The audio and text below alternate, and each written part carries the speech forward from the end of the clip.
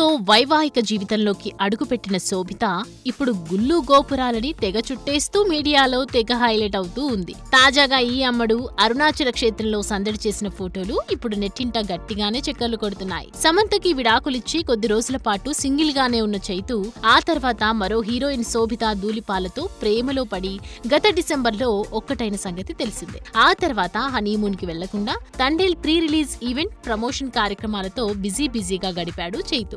దీంతో ఇటీవలే భర్త నాగచైతన్యతో కలిసి హనీమూన్ కంప్లీట్ చేసిన శోభిత ప్రస్తుతం సోలోగానే తీర్థయాత్రలని చుట్టేసే పనిలో పడింది. ఈ క్రమంలోనే తమిళనాడు వెళ్లిన ఈ తెలుగందం అక్కడి పుణ్యక్షేత్రాలను కవర్ చేస్తూ ఆ ఫోటోలను సోషల్ మీడియాలో షేర్ చేస్తోంది. ఇక కుంభకోణంలోని సారంగపాణి ఆలయంతో పాటు కుంభేశ్వర స్వామి, రామేశ్వర స్వామి ఆలయాలను సందర్శించినట్లు సమాచారం. శోభిత అక్కినేని ఇంట్లో అడుగుపెట్టిన వేళా విశేషమో మరేంటో తెలీదు కానీ వరుస హ్యాట్రిక్ పరాజయాలతో డీలా పడ్డ చైతూకి తాజాగా తండేల్ రూపంలో సక్సెస్ దక్కిన సంగతి తెలిసింది. కన్నడ ఇండస్ట్రీ నుంచి చలో సినిమాతో పొలోమని తెలుగు నాట ఎంట్రీ ఇచ్చిన రష్మిక ఇప్పుడు వరుస సినిమాలతో నేషనల్ వైడ్ సెన్సేషన్ గా మారిపోయింది. మొన్నటికి మొన్న వచ్చిన పుష్ప 2, చావా సినిమాలు ఈ విషయాన్ని నిరూపించాయి కూడా.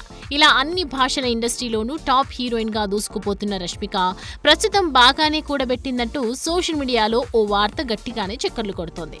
ప్రస్తుతం 28 ఏళ్లకి చేరుకున్న ఈ కన్నడ కుర్రది ఒక్కో సినిమాకు 4 నుండి 8 కోట్ల రూపాయల మధ్య రెమ్యునరేషన్ తీసుకుంటున్నట్లు టాక్ వినిపిస్తోంది. పుష్ప 2కి మాత్రం ఏకంగా 10 కోట్లు తీసుకున్నట్లు సమాచారం. సినిమాలే కాకుండా యాడ్స్, ఎండార్స్మెంట్లు, ఇన్స్టాగ్రామ్ లో ప్రమోషన్లతో భారీగానే సంపాదిస్తోంది. ఇక డబ్బులతో బెంగళూరులో 8 కోట్లు విలువ చేసే విలాసవంతమైన బంగ్లాతో పాటు హైదరాబాద్, గోవా, ముంబై, కూర్గ్ ప్రాంతాల్లో భారీగా ఆస్తులున్నట్లు కూడబెట్టినట్లు తెలుస్తోంది. ఇక రష్మిక దగ్గర ఉన్న కార్ల విషయానికి వస్తే Audi Q3, Range Rover Sport, Toyota Innova, Hyundai Creta, Mercedes Benz C class వంటి లగ్జరీ కార్లు తన గ్యారేజ్ లో చేర్చుకున్న ఈ నేషనల్ క్రష్ ఆస్తి విలువ 100 కోట్లకి పైనే ఉన్నట్లు సమాచారం. ఇక రష్మిక వ్యక్తిగత జీవితానికొస్తే కిరిక్ పార్టీలో తన సహనటుడు రక్షిత్ శెట్టితో ఆమెకు ఎంగేజ్మెంట్ అయ్యింది.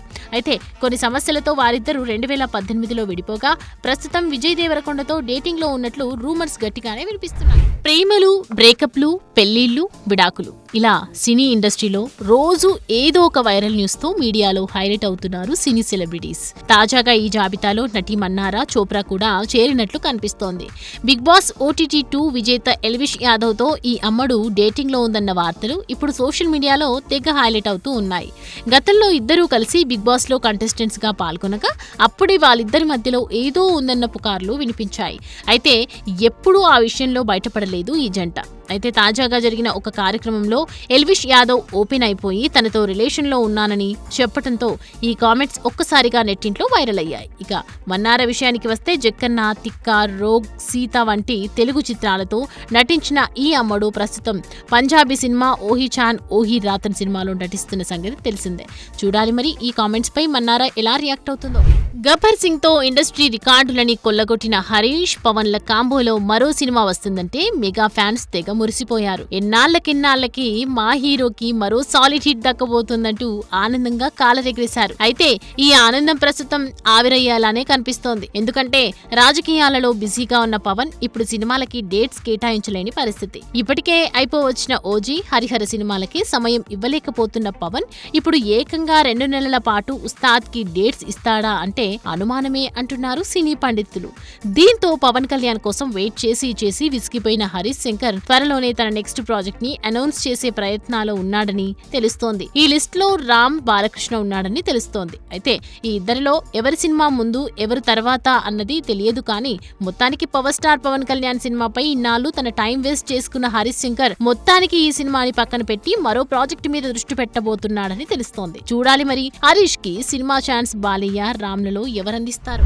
తనదైన సినిమాలతో అటు కోలీవుడ్ ని ఇటు టాలీవుడ్ ని మెప్పించిన ప్రముఖ దర్శకుడు భారతీ రాజా ఇంట్లో తీవ్ర విషాదం చోటు చేసుకుంది. ఆయన కుమారుడు మనోజ్ భారతీ రాజా మృతి చెందాడన్న వార్తతో తమిళ సినీ పరిశ్రమ ఒక్కసారిగా ఉలిక్కిపడింది. దర్శకుడు, నటుడు అయిన మనోజ్ భారతీ రాజా గుండెపోటు కారణంగా కన్నుమూశారని తమిళ మీడియా తెలిపింది. ఇంట్లో ఉన్న మనోజ్ భారతీ రాజాకు ఒక్కసారిగా గుండెపోటు రావడంతో హుటాహుటిన చెన్నైలోని ఓ ప్రైవేట్ ఆసుపత్రికి తరలించారని, అక్కడ ఆయన చికిత్స పొందుతూ తుది శ్వాస విడిచారని సమాచారం. దీంతో షాక్ అయిన తమిళ సినీ ప్రముఖులు, రాజకీయ నాయకులు తమ విచారాన్ని వ్యక్తం చేశారు. చేశారు. ఇక మనోజ్ భారతి రాజా సినీ కెరియర్ విషయానికి వస్తే తాజ్ మహల్, సముద్రం, కడల్ పూకల్, అన్నకోడి వంటి చిత్రాల్లో నటించిన మనోజ్ 2023లో మార్కలి తింగల్ చిత్రానికి దర్శకత్వం వహించారు. ఈ సినిమాలో తన తండ్రి భారతీ రాజా కూడా నటించడం విశేషం. ఏదేమైనా చెట్టంత కొడుకు ఇలా దూరం అవటం ఏ తండ్రికైనా తీర్చలేని గుండెకోతే. మొదటి సినిమాతోనే బాక్సాఫీస్ వద్ద బోర్లా పడ్డప్పటికీ వరుస క్రేజీ ఆఫర్స్ సొంతం చేసుకుంటున్న భాగ్యశ్రీ పలువురితో ప్రేమాయణాలు నడిపిస్తుందన్న వార్తలు ఇప్పుడు నెట్టింట గట్టిగానే చక్కర్లు కొడుతున్నాయి. విషయంలోకి వెళ్తే మిస్టర్ బచ్చన్ తో బోల్తా పడ్డ భాగ్యశ్రీ బోర్సే ఇప్పుడు యువ హీరో రామ్ పోతినేనితో ఓ సినిమా చేస్తున్న సంగతి తెలిసిందే. ఈ సినిమా చేస్తున్న సమయంలోనే రామ్ మరియు భాగ్యశ్రీలు డేటింగ్ లో ఉన్నట్టుగా పలు పుకార్లొచ్చాయి. అయితే అదంతా తూచని బాలీవుడ్ హీరో కార్తిక్ ఆర్యన్తో లవ్ ఎఫైర్ నడిపిస్తుందని చందు చాంపియన్ అనే సినిమాలో వీరిద్దరూ కలిసి నటిస్తున్నప్పుడే ఈ ప్రేమకి బీజం పడిందన్న వార్తలు ఇప్పుడు బాలీవుడ్ లో బాహటంగానే వినిపిస్తున్నాయి. ఇక కార్తిక్ ఆర్యన్ విషయానికి వస్తే మన తెలుగు హిట్ అలా వైకుంఠపురంలో సినిమాని హిందీలో రీమేక్ చేయగా డిజాస్టర్ ఫేస్ చేసిన ఈ యంగ్ స్టార్ ఇప్పుడు శ్రీలీలతో ఒక రొమాంటిక్ మ్యూజికల్ సినిమాలో నటిస్తున్న సంగతి తెలిసిందే. చూడాలి మరి ఇబ్బడి ముబ్బడిగా చక్కర్లు కొడుతున్న ఈ వార్తల్లో ఏ వార్త నిజం కానుందో. వరుస సక్సెస్ లతో జోరు మీదున్న బాలయ్యని ప్రస్తుతం ఒక చిన్న సినిమా డామినేట్ చేస్తుందన్న వార్తలు మీడియాలో హైలైట్ అవుతున్నాయి. విషయంలోకి వెళ్తే డాకు మహారాజ్ సినిమాతో ప్రేక్షకుల ముందుకు కింగ్ ఆఫ్ సంక్రాంతిగా నిలబడ్డ బాలయ్యని కోర్టు సినిమా ఓ విషయంలో వెనక్కి నెట్టిందని తెలుస్తోంది. సంక్రాంతి పండుగ సందర్భంగా జనవరి 12వ తేదీన విడుదలై మంచి కలెక్షన్లకు వసూలు చేసే డాకు మహారాజ్ సూపర్ హిట్ కాగా 10 రోజుల కలెక్షన్స్ విషయంలో డాకుని కోర్టు సినిమా క్రాస్ చేసిందన్న వార్తలు ఇప్పుడు నెట్టింటో చక్కర్లు కొడుతున్నాయి. డాకు మహారాజు సినిమా వరుసగా 8 రోజుల పాటు 2 తెలుగు రాష్ట్రాల్లో 1 కోటి కంటే ఎక్కువ షేర్ కలెక్షన్లను వసూలు చేయగా తాజాగా విడుదలైన కోర్టు మూవీ ఏకంగా 10 రోజుల పాటు 1 కోటి కంటే మించిన షేర్ కలెక్షన్లను 2 తెలుగు రాష్ట్రాల్లో వసూలు చేసిందని, ఈ రికార్డుతో కోర్టు సినిమా డాకు మహారాజ్ ని వెనక్కి నెట్టిందని తెలుస్తోంది. ఇక కోర్టు మూవీని న్యాచురల్ స్టార్ నాని నిర్మించగా తాజాగా 50 కోట్ల మార్క్ ని దాటిన సంగతి తెలిసిందే. ఏదేమైనా స్టార్స్ కన్నా కంటెంట్ ఈజ్ కింగ్ అంటూ మరోసారి తెలుగు ప్రేక్షకులు నిరూపించగా ఈ వరుసలో ఇంకెన్ని సినిమాలు వస్తాయో చూడాలి. హీరోల మధ్య కాంపిటీషన్ సహజం, అయితే అది మా మధ్య మరీ కాస్త ఎక్కువ అంటున్నారు టాలీవుడ్ హీరోలు బాలయ్య, రవితేజలు. ఈ ఇద్దరు ఇప్పటికే బాక్సాఫీస్ వద్ద 5 సార్లు పోటీ పడిన సంగతి తెలిసిందే. తాజాగా ఇదే లైన్ లో ఇప్పుడు మరోసారి వీరిద్దరూ బాక్సాఫీస్ వద్ద పోటీ పడబోతున్నారని తెలుస్తోంది. విషయంలోకి వెళితే 2008 సంవత్సరం నుంచి 2023 సంవత్సరం వరకు స్ట్రైట్ సినిమాలతో పోటీ పడ్డ ఈ ఇద్దరు హీరోలు ఇప్పుడు రీ రిలీజ్ లోనూ పోటీ పడబోతున్నారట. బాలయ్య నటించిన ఆదిత్య 369 ఏప్రిల్ 11 నుండి ఏప్రిల్ నెల 4వ తేదీకి రాగా ఇప్పుడు రవితేజ నా ఆటోగ్రాఫ్ సినిమా కూడా అదే ఏప్రిల్ 4వ తేదీన రీ రిలీజ్ కాబోతున్నట్టు తెలుస్తోంది. అయితే ఈ 2 సినిమాలు బరిలోకి దిగుతున్నా ఏ సినిమా కూడా కావాల్సినంత ప్రమోషన్స్ చేయకపోవడం ఇక్కడ గమనార్హం. చూడాలి మరి 6సారి బాక్సాఫీస్ వద్ద పోటీ పడుతున్న బాలయ్య, రవితేజాలలో ఎవరు బాక్సాఫీస్ వద్ద సత్తా చాటుతారో. అటు రాజకీయాల్లోనూ ఇటు సినిమాల్లోనూ జోరు చూపిస్తున్న బాలయ్య ప్రస్తుతం అఖండ 2 చిత్రంలో నటిస్తున్న సంగతి తెలిసిందే. బోయపాటి బాలయ్య కాంబోలో వచ్చిన అఖండ సాలిడ్ సక్సెస్ కొట్టడంతో ఇప్పుడు అఖండ 2కి మరింత క్రేజ్ పెరగడమే కాకుండా బడ్జెట్ కూడా భారీగానే పెరిగినట్లు టాక్ వినిపిస్తోంది. అయితే బాలయ్య క్రేజ్ ని దృష్టిలో పెట్టుకుని చిత్ర బృందం ఏ మాత్రం వెనకడుగు వేయకుండా భారీ బడ్జెట్ ని పెట్టడానికి సిద్ధమవుతుందట.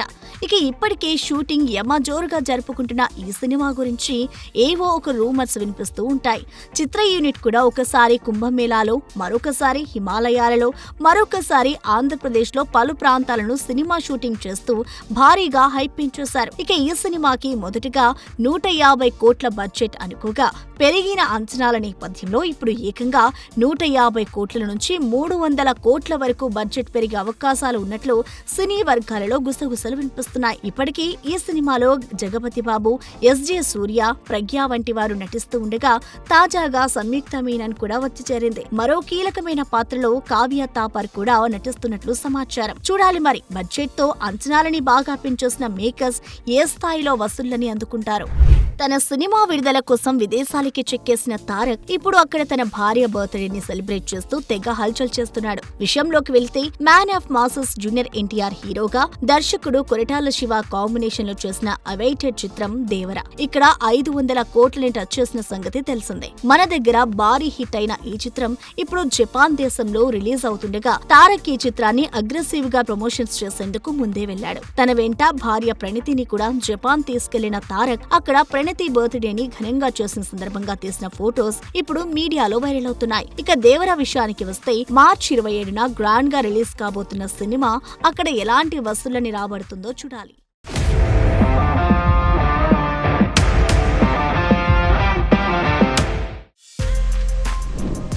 For more videos like this, subscribe Big TV channel.